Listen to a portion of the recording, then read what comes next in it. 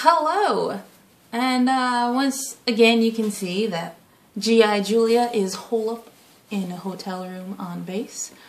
And I haven't made a lot of videos recently, mostly because I haven't been irritated in a way that is focused and or articulable.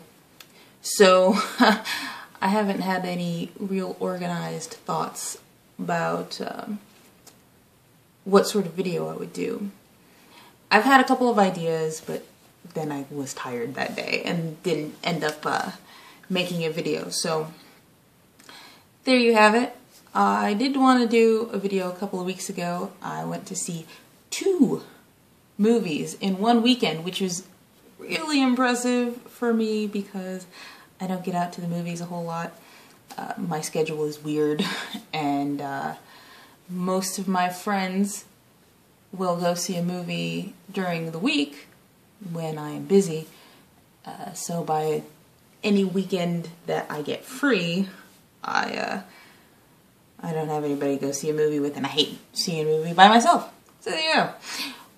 Oddly enough, got to go see 2 movies in one weekend, and I would recommend both provisionally to anybody who wants to anybody who likes to go see movies, and provisionally because they are both movies that some people will just not get behind. First movie I went to see was Les Mis, and for the purposes of full disclosure, I was in show choir for a couple of years, and I was in choir for fucking ever. So I tend to like musicals anyway. I am of the personal opinion that life should be choreographed and set to music. So I am predisposed to liking musicals.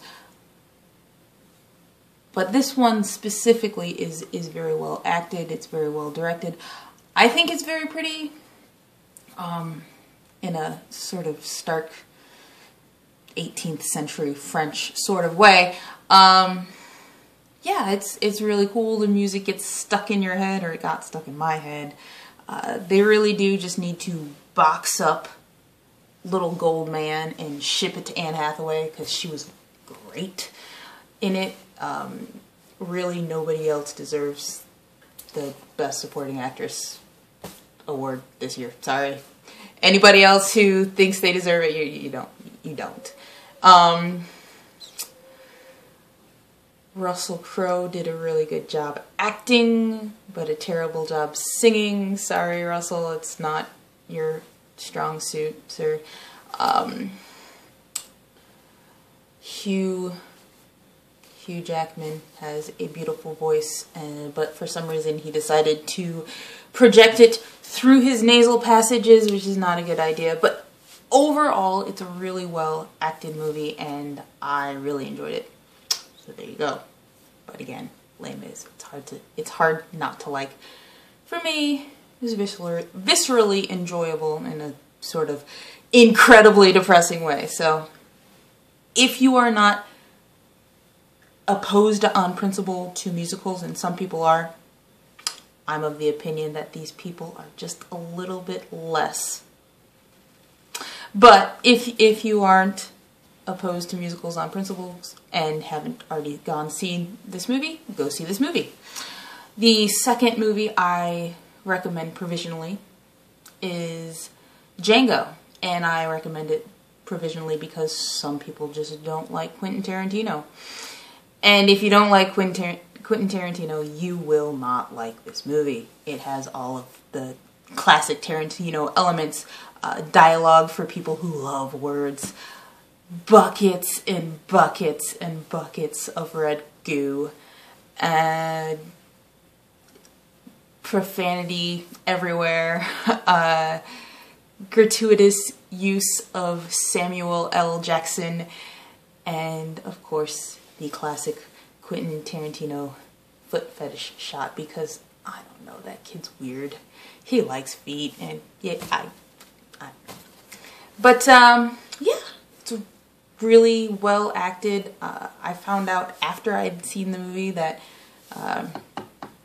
Leonardo DiCaprio hated his character, which is a reasonable response because his character's a douche. But yeah, he did a really good job. Everybody did a really good job with the movie. There are no female characters to speak of who've been developed, which makes sense because, again, it's a Quentin Tarantino movie. But again, it's really enjoyable. If you like Quentin Tarantino, you will like this movie. If you don't like Quentin Tarantino, don't go see it. Don't spend your money on it. You just won't like it. So, those are my provisional recommendations for movies. If you have not seen them, if you were curious about them, I would suggest going to see them. Again, if you like musicals, if you like Quentin Tarantino. So yeah, that's about it. Happy very, very, very belated New Year to all of you.